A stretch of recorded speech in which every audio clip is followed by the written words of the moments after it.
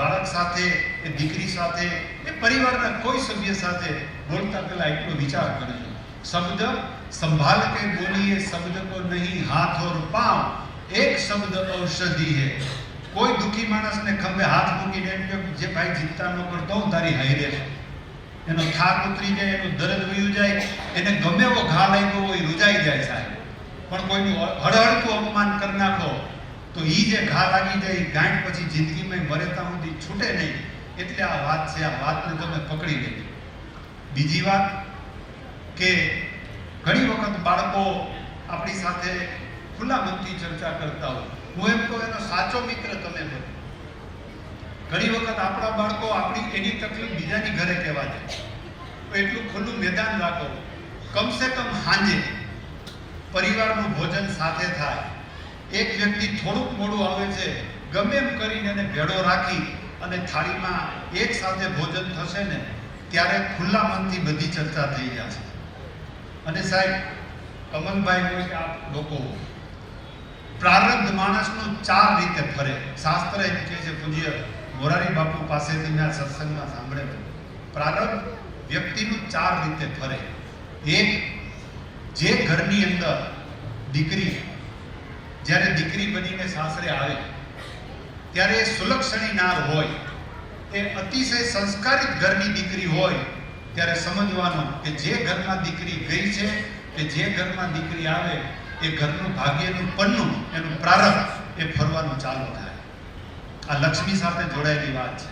બીજું, જે ઘરની અંદર અતિ પવિત્ર રીતે તમારા ઘરમાં જે બાળક આવ્યું છે, દીકરો કે દીકરી, એ તમને ખબર નથી એ કયો જીવ છે, પણ જો એ બાળક આવવાથી તમારા ઘરની અંદર સૂક્ષ્મ રીતે અવલોકન કરજો, ક્યારેક ને ક્યારેક તમને અંદરથી આનંદ આવે, એમ થાય કે ના ના કંઈક બદલાતું જાય છે, કંઈક સારું થતું જાય છે, તો માનજો તમારી ઘરે જે પુત્ર રત્ન કે જે દીકરી આવી છે એનું ભાઈ તમારું પ્રારબ્ધ ફેરવે છે. આ બીજો મુદ્દો. ત્રીજો મુદ્દો, કોઈ પણ વ્યક્તિના જીવનમાં કોઈ સદગુરુનો પ્રવેશ થાય, કોઈ આધ્યાત્મિક વ્યક્તિનું ચિંતન એના જીવનમાં આવે, એને મંત્ર મળે, ત્યારે પણ એનું પ્રારબ્ધ જે છે એ બદલતું હોય છે. અને ચોથું, જે વ્યક્તિ ભાગવત ગીતામાં કીધું છે કે કર્મણી વાધિકા રસ્તે માં ફલેસુ કદાચન, અતિશય ખૂબ પ્રારબ્ધ મહેનત કરો અને મહેનતનું જે ફળ મળે એનાથી પણ પ્રારબ્ધ જે છે એ ફરતું હોય છે. આ 4 ભૂમિકાઓ શાસ્ત્રમાં બતાવેલી છે. આના ઉપર આપણે ચોક્કસ કામ કરવું જોઈએ. એવું નથી કે ખૂબ પૈસો આવે તો જ સુખ મળે.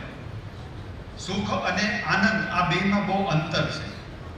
સુખ છે ક્ષણિક હશે, પણ અંદર હૃદયમાં આનંદ હશે ને સાહેબ, તો માણસ સૂતો હશે ને તો હસતો હશે. એટલે અત્યારે તકલીફ આ છે, આ મોડર્ન ટાઈમ થઈ ગયો, ટેકનોલોજી બદલાઈ ગઈ, આ બધી વસ્તુ આવી ગઈ. વાત તો શિક્ષણની જ છે.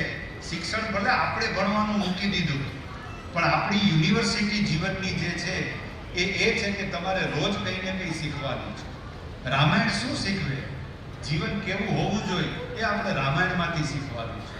રામાયણમાં આપણે રામને નથી જોયા, પણ જે વ્યક્તિ, જે ઘર, જે સમાજ સત્યને પકડીને રાખે, સત્ય બોલે, સત્યનું જીવન જીવે, અને ઘણા કહેતા હોય કે હું મરી જાય તો ખોટું ન બોલું, આવા દાખલાઓ હજી આપણા સમાજમાં છે, તો સમજો કે ત્યાં રામની પ્રતિષ્ઠા ઓલરેડી છે. જ્યાં સત્ય હોય ત્યાં રામ હોય. જે વ્યક્તિ, જે ઘર, જે પરિવાર પોતાની જાતને પ્રેમ કરે, પરસ્પર પ્રેમ કરે, બીજાને પ્રેમ આપે, સૌથી કઠણ બાબત આ સમયની અંદર છે પ્રેમ આપો.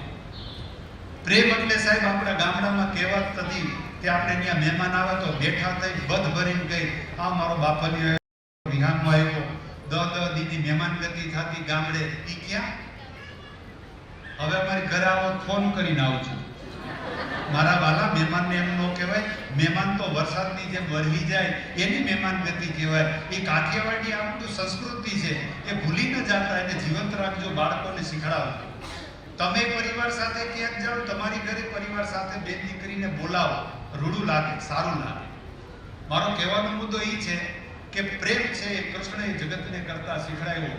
કૃષ્ણ ભલે કારાવાસમાં જન્મો, એને એટલો બધો જગતને બાળલીલામાં પ્રેમ કર્યો સાહેબ. આજે એકો એક ઘરની અંદર દીકરો હોય કે દીકરી હોય, મારો લાલો, મારો કાનો, મારી રાધા, આજે રાધા અષ્ટમી છે એ રીતે એને બોલાવી છે. જગતને કાનુડાએ આ પ્રેમ કરતા શીખડાય. અને પ્રેમ હોય ને ત્યાગ, સત્ય હોય ને ત્યાં અભયતા હોય, નિર્ભયતા હોય. અને જગતને સદાશિવ શ્રાવણ મહિનો ગયો, કાયમી તમે અભિષેક કરો.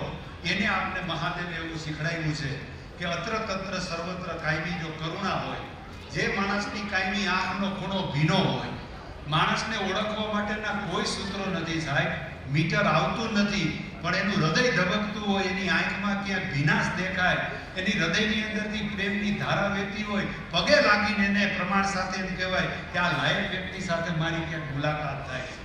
નહીં તો મનરંજન મિત્ર નહીં અને સગો નહીં સમજદાર, દાતો બેકરણ કીએ એનો પછી એડે ગયો અવતાર થાય. તમારી પાસે મનરંજન મિત્ર ન હોય અને હગો સમજદાર ન હોય તો પછી જીવન ધૂળ જેવું લાગે, હામો કાંઠો નો આવે છે. એટલે રામાયણ, મહાભારત, ભગવદ્ ગીતા આ શાસ્ત્રોએ પ્રમાણ આપ્યું છે કે સત્ય, પ્રેમ અને કરુણા એ પણ આ સૂત્રો પૂજ્ય મોરારી બાપુએ આપેલા. પણ જીવન મારું તમારું એની હારે જોડાયેલું છે. એટલે ખૂબ વિશેષ રીતે આ બાળકો સાથેની વાત છે. બાળકોની અંદર આપણે બીજનું વાવેતર કરીએ. આજે તમે જે ચર્ચા કરી, ભલે બાળક રમત ગમતમાં છે, પણ એને એના જીવનમાં કંઈક ઉતારવા જેવું હતું એ ઉતારી લીધું છે. અને છેલ્લે તાર વીણા કે સંતૂર ના તમે તોડી શકો. અહીંયા વાજિત્રો રાખી છોકરાઓને કહી અને ઠેકાણે કરી નાખો, 1 મિનિટમાં ઠેકાણે કરી નાખો. કવિ દાંતની આ બહુ સરસ વાત છે કે તાર વીણા કે સંતૂરના તમે તોડી શકો, પણ ઓલા લીમડે બેઠેલા મોરના ટવકાને એમ તમે તોડી ન શકો. અહીંયા હમણાં મોર ટેવકા કરતો હોય, છોકરાઓને કહ્યું હાથમાં ન આવે, એ આપણા હાથની વાત નથી. તાર વીણા કે સંતૂરના તમે તોડી ન શકો, મોરના ટવકાને એમ તમે તોડી ન શકો. બીજું, દોરડે બાંધેલી કાચી માટીની મટુકી તમે ફોડી શકો, એ કદાચ થઈ જાય, પણ 8 મહિનાની આભમાં બેઠેલી વાદળીને તમે ફોડી ન શકો. એ આપણું કામ નહીં. વરસાદની જરૂર હોય તો ઠાકરને પગે લાગવું પડે. અને ઠાકર એ કેવડો છે સાહેબ કે હું ને તમે પંપ દિનેશભાઈ અમે બધા બનાવી, સબમર્સિબલ પંપ અમે 1000 ડેમમાં નાખી દઈએ તો રાજકોટની જમીન પલળે નહીં સાહેબ, વાર લાગે. સૌરાષ્ટ્રની જમીનનું પિયત કરવું હોય, બધાય પંપને ડેમ ખોલ નાખો તો એ પી ન જાય. તો એના માટે એક દોહો લખાયેલો છે કે બહુ મથે માનવી તો વીઘો માંડ પવાય, પણ રઘુવીર રીજે રાજડા તો પછી નવખંડ લીલો થાય. એક ગાય પલાવી દઈએ અને લીલોતરી કરી નાખે. એટલે એને આપણે પગે લાગી. આપણે જોયો નથી પણ પગે એટલે લાગીએ છીએ. બીજું કે ડરાવી ધમકાવી કોઈ રંગના 2 હાથ તમે જોડાવી શકો. બહુ સાહેબ પૈસો આવી જાય, એક લેવલે તમારું નામ થઈ જાય, પ્રસિદ્ધિ, શક્તિ, જે ધારો એ થઈ શકતું હોય, ત્યારે શું કરે કે ડરાવી ધમકાવી કોઈ રંગના 2 હાથ તમે જોડાવી શકો, પણ ઓલા કેસરી હાવજના પંજાને એમ તમે જોડાવી ન શકો. એ ખોટી વાત છે. કોઈ નાના રંગ માણસને કોઈની દુખી ન કરવો, મુદ્દો કહેવાનો આ છે. અને જો દુખી કરવાની ઈચ્છા થાય તો એક દી હાવજની બાઈને ભેટો કરી આવો. ક્યાંક નાળા હોય ભેગો થઈ જાય ને તો વરદી ઉદી તાવ નહીં જાય. ધ્યાન રાખજો. અને મહેરબાની કરી ગીરના જંગલમાં જાઓ તો કોઈની પાણો ન મારતા, કારણ કે મારું હાહરું ન્યા છે. અને મારા એક વખત લગ્ન થયા.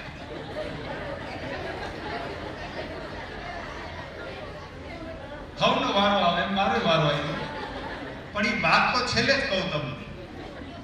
ગીરમાં મારું સાસરું છે એટલે નહીં, પણ ત્યાંની 2-3 વાતો છે કે પાણો મારેલો વ્યક્તિ 1000 લોકોના ટોળામાં હોય તો હાવજ એક એવો વનરાજ છે સાહેબ, જેને માર્યો હોય ને એને ગમે ત્યાંથી હેઠો પકડી લઈએ. ખાલી પંજો અહીંથી અડીને વયો જાય ને 2 વર્ષ સુધી ઘાટ ધ્રુજા. આ તકલીફ છે. એટલે હાવજને છેલ્લેથી નમન કરવાના, પણ બહુ પાવર આવી જાય તો દર્શન કરી આવવાના, એટલે જીવવાની ખબર પડશે. અને છેલ્લે ખૈરું મોતી સીપમાં તમે ચોડી શકો. માં કે દીકરી ઘરે કોઈ ભરતકામ કરતી હોય અને સીપનું મોતી ખરીદે તો પાછું ચોટી જાય ખરું, પણ આંખથી ખૈરું એને તમે ફરી ન છોડી શકો. મારા બાપ કોઈની કોઈને જિંદગીમાં ગૌરવતા તમારા બે આંગળા લૂસી લેવા પડે, ખૂણામાં જઈને રોઈ લેવું પડે, એવું જિંદગીમાં કોઈ દી નહીં કરતા. આ મારી અંગત અને મને જે કાંઈ સમાજમાંથી, મારા પરિવારમાંથી, સંતો પાસેથી મને જે કંઈ સંવાદ સત્સંગથી મળ્યું એ મેં તમને આપવાનો પ્રયત્ન કર્યો છે.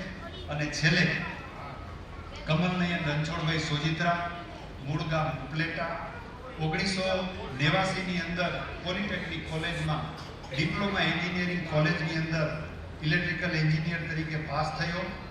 મારા બાપુજી ભગત માણસ શિક્ષક હતા, એને મને કોઈ દિવસ જિંદગીમાં ખીજાણા હોય એવું મને યાદ નથી. મારી માં એ 600 વીઘા જમીનના ખાતેદાર ખેડૂતની દીકરી, પિયરમાં આટલી મોટી જમીન, પણ મારા ગામમાં ઉપલેટામાં મારા બાપુજી પાસે સીમાડામાં 5 વીઘા જમીન.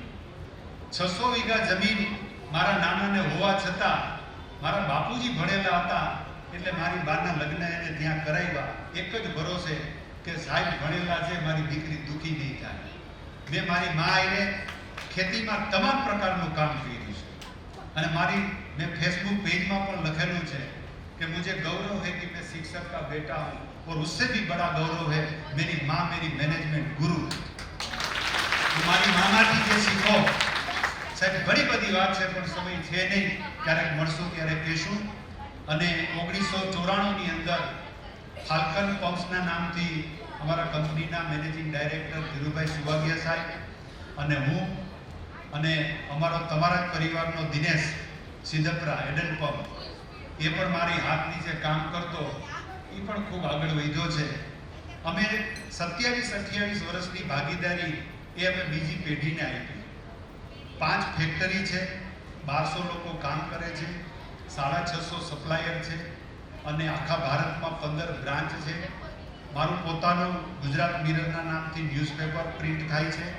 15,000 કોપી આખા સૌરાષ્ટ્રમાં અમે સર્ક્યુલેટ કરીએ છીએ. ઈગલની ઓફિસ છે, એની સામે અમારો એક્સક્લુઝિવ મીડિયા પ્રિન્ટનો આખો 12,000 સ્ક્વેર ફૂટમાં મીડિયા હાઉસ છે. ક્યારેય પણ કામ હોય તો ચોક્કસ પધારજો. બીવરાવાના કોઈને નથી અને કોઈના બાપથી બીવાનું પણ નથી. આપણે કોઈને બીવરાવાય નથી અને કોઈના બાપથી આપણે બીવું પણ નથી. આ બધી ભૂમિકાઓ કરતા કરતા ભાઈએ જે આંકડો આપ્યો ને કે પહેલા 0 હતા, 10 વર્ષ મહેનત કરી 10 કરોડનું કામ થયું, બીજા 10 વર્ષ મહેનત કરી 100 કરોડનું કામ થયું, ત્રીજા 10 વર્ષને હજી 3 વર્ષ બાકી છે ત્યાં કંપની 1,000 કરોડ રૂપિયાના ટર્નઓવરે પહોંચી છે. અને રાજકોટમાંથી જ શરૂ કરેલું અને રાજકોટ જ અમારી કર્મભૂમિ છે.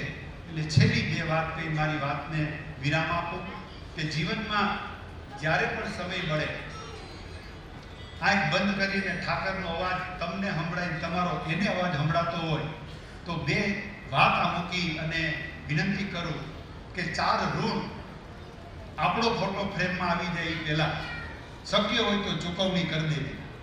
એક, જે ઘરે મા બાપને ત્યાં જન્મ થયો હોય, મા બાપ ગમે એ હોય સાહેબ, પણ મા બાપની ઘરે જન્મ થયો છે, એક દીકરા અને દીકરી તરીકે એણે એ મા બાપનું જેટલું બને એટલું ઋણ એને ચૂકવવું જોઈએ. આ સમયની અંદર પૈસા મહત્વના નથી. આ સમયની અંદર મા બાપને ફક્ત અને ફક્ત એનો દીકરો કે દીકરી સમય આપે, પ્રેમથી પૂછે, એનું માન અને સન્માન જળવાઈ રહે, એને પોતાના પેટે ઘા લઈ, ખભે ઘા લઈ અને એના જીવનમાં જે બલિદાન આપ્યા હોય એ બલિદાન એને તમને સુખી કરવા માટે આપ્યા છે. એટલે તમારે શક્ય હોય તો મા બાપને, ભગવાનને જાકોરો આપશો તો ચાલશે, પણ મા બાપને ઠેસ લાગી ગઈ સાહેબ તો પ્રારબ્ધ બદલતા વાર નહીં લાગે. એટલે મા બાપની અવસ્થા બગડે એવું કોઈ ન કરતા એનું એક ઋણ ચૂકવી દેજો. આ પહેલી વાત. બીજું, જે ધરતી ઉપર તમારો જન્મ થયો, જે ઘર મામાની ઘરે થયો હોય કે અહીંયા, એ તમારી જન્મભૂમિ કહેવાય. જો મા અને મહાદેવ અને ઠાકોરજીએ કાંઈ આપ્યું હોય તો ફૂલ નહીં તો ફૂલની પાકડી. આર્થિક મદદ કરવી એવું નથી, તન મન ધનની કોઈ પણ સેવા આ જન્મભૂમિ માટે કરવી જોઈએ.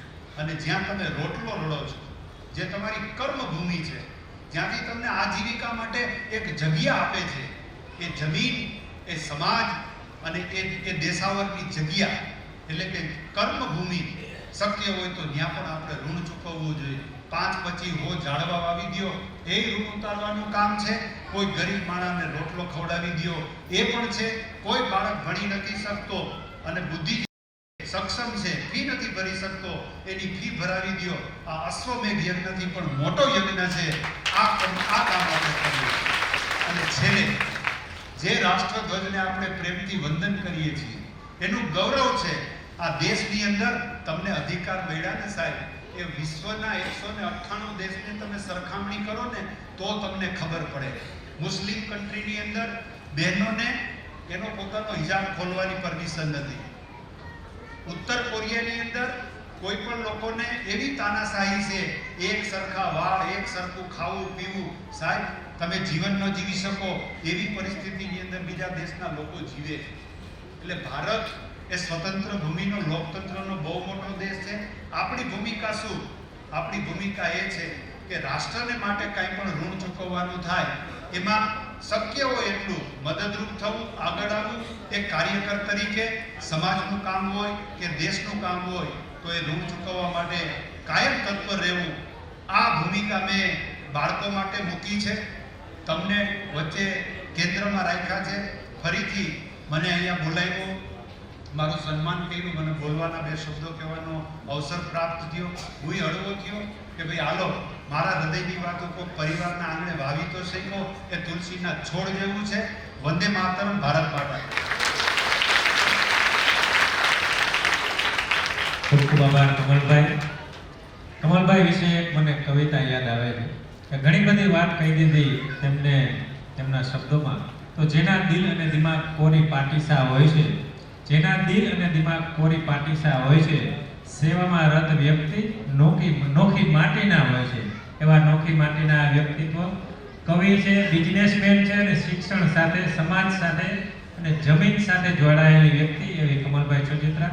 ખૂબ ખૂબ આભાર સાહેબ. અમારા પરિવારને સરસ રસપ્રદ તમે વાતો કરી. અમારા બાળકોને, અમારા મેમ્બરોને, અમારા યુવાનોને તમારી વાતો દિલ સોસરવી ઉતરી ગઈ એવું લાગે છે. કારણ કે નીચે જમવાનું તૈયાર છે પણ બધા શાંતિથી બેઠા અને આપને સાંભળ્યા છે. ખૂબ ખૂબ આભાર સાહેબ. હવે આપણે એક વિશેષ સન્માન લેવા જઈ રહ્યા છીએ જે નારી શક્તિનું છે. આપણા પરિવારને કંઈક આપવાની તેમનામાં ભાવના છે જે લગાતાર 4 વર્ષથી કરી રહ્યા છે. તેવા મધુબેન તુલસીભાઈ સોજિત્રાને હું વિનંતી કરું કે આગળ આવો બેન.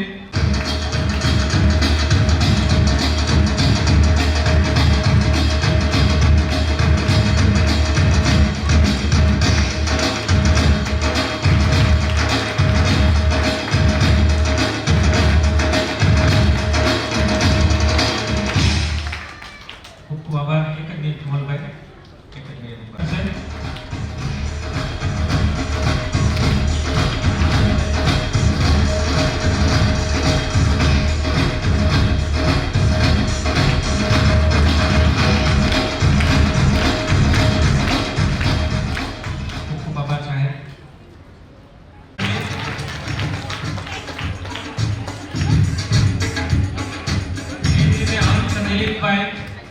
હંસ દિલીપભાઈ 95% સાથે સેકન્ડ નંબર ઉપર આવે છે. તૈયાર રહે હંસ દિલીપભાઈ. હંસ ના હોય તો એમના પરિવારજનો કોઈ પણ આવી જાય, કઈ વાંધો નહીં. દેવાંશ ભાવેશભાઈ નંબર 3 ઉપર આવે છે. 4થા ધોરણમાં દેવાંશ ભાવેશભાઈ.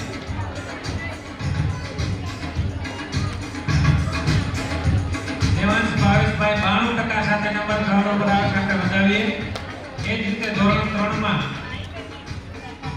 વિશ્વા નિતેશભાઈ, ધોરણ 3 માં વિશ્વા નિતેશભાઈ નંબર 1 ઉપર આવે છે. 94% સાથે નંબર 1 ઉપર આવે છે. સિદ્ધપુરા પલ ચેતનભાઈ નંબર 3 ઉપર છે. પલ ચેતનભાઈ 93% સાથે સેકન્ડ નંબર ઉપર આવે છે. એ જ રીતે ધોરણ 3 ના વિદ્યાર્થી રાહી હિરેનભાઈ 88% સાથે નંબર 3 ઉપર આવે છે.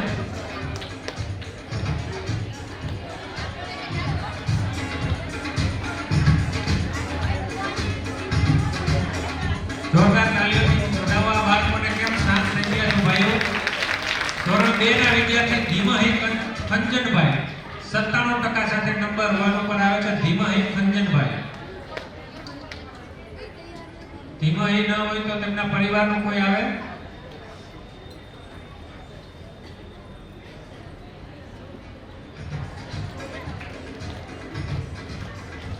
એ જ રીતે દક્ષ કૌશલભાઈ. દક્ષ કૌશલભાઈ 97% સાથે સેકન્ડ નંબર ઉપર આવે છે. જે દક્ષ એમના પરિવારમાંથી કોઈ? નેવિલ અનિલભાઈ. નેવિલ અનિલભાઈ 96% સાથે 96% સાથે થર્ડ નંબર ઉપર આવે છે. જોરદાર તાલીઓથી વધાવીએ. એ જ રીતે ધોરણ 1 ના વિદ્યાર્થી ये फर्स्ट नंबर છે સિદ્ધપરા જીયાન સંદીપભાઈ. સિદ્ધપરા જીયાન સંદીપભાઈ 97.5% સાથે નંબર 1 ઉપર આવે છે. એ રીતે સિદ્ધપરા હેતવી કેવલભાઈ. હેતવી કેવલભાઈ 94.4% સાથે નંબર સેકન્ડ ઉપર આવે છે.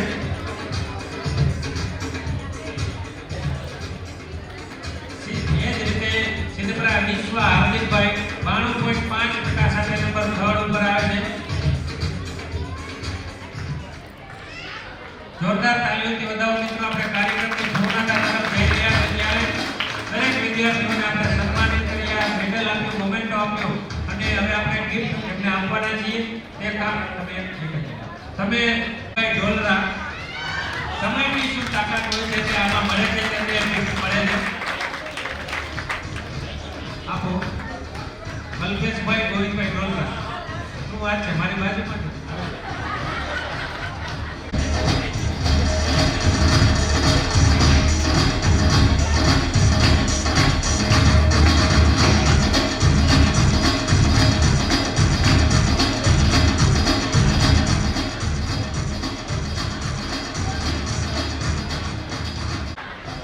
પણ દિલીપ બાબુભાઈ સિદ્ધપરા જે સવારે વહેલા આવ્યા હતા અને આ ડ્રોમાં ઇનામને પાત્ર થાય છે. એ જ રીતે આપણે એક દીકરી પાસેથી તે ખેંચાવીએ.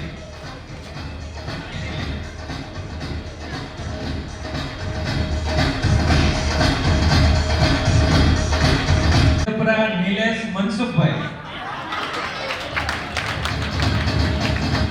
આ 3 ઇનામ આપણે દર વર્ષે રાખીએ છીએ અને તમારે પણ આ ઇનામ મેળવવું હોય તો સમયસર પહોંચી જાઓ અને આપણો કાર્યક્રમ સમયસર શરૂ થઈ જાય.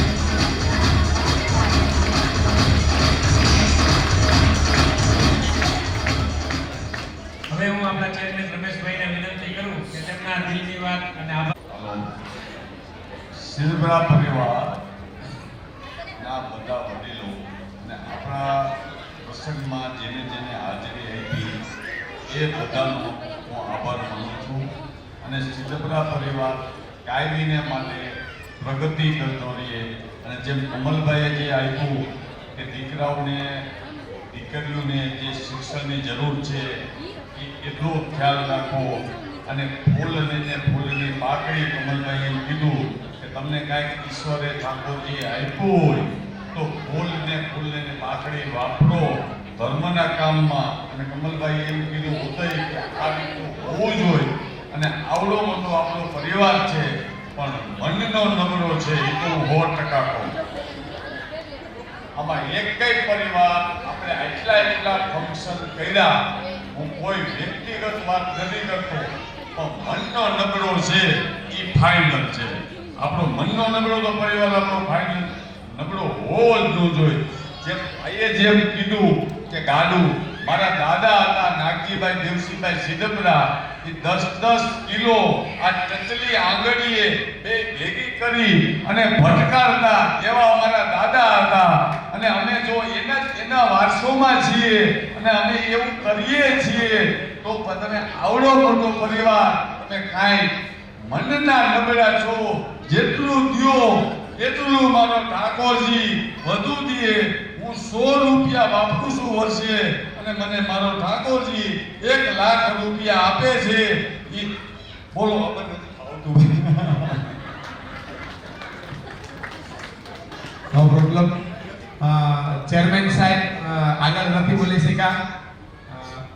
આભાર માનું છું આપણા પરિવારનો એક પ્રમુખ તરીકે કે સરસ રીતે બધાએ હાજરી આપી. રમેશભાઈએ જે વાત કરી કે આપવું તો આપવું ઈચ્છાની વાત છે, પણ હાજરી આપવી એ આપણા માટે જરૂરી છે.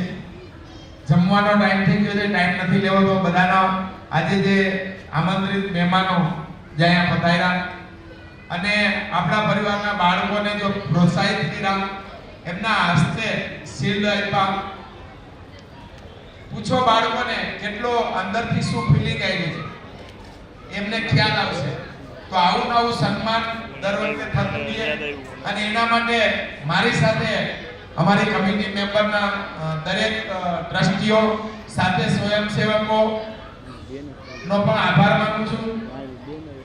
એક ફોન ઉપર ગમે ત્યારે કોઈ પણ આપણા પરિવારની વ્યક્તિ કામ માટે હાજર રહે છે અને અમે બોલાવેલા છે એવા અમારા પરિવારના દરેક કાર્યકરોનો પણ હું આભાર માનું છું. આપણી પાસે કોઈ સ્થાનિક જગ્યા નથી, પણ એક મીટિંગ માટે આપણે જગ્યા જોઈએ. એના માટે રમેશભાઈની ઓફિસ, આપણા શૈલેષભાઈ વિજયભાઈની ઓફિસ સંસ્કાર સાનિધ્ય, ત્યાં પણ અમને ચાન્સ મળે છે બેસવાનો, તો એમનો પણ હું આભાર માનું છું.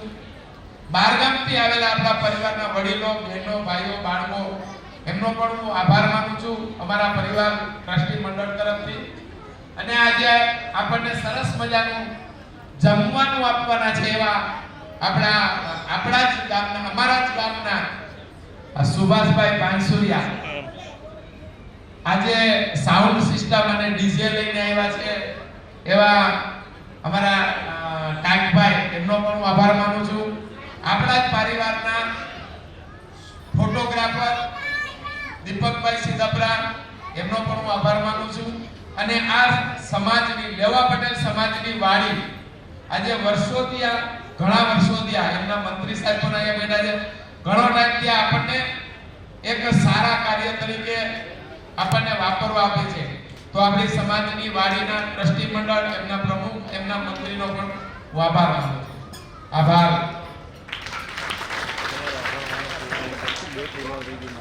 ખૂબ આભાર. ભારત માતા કી જય. વંદે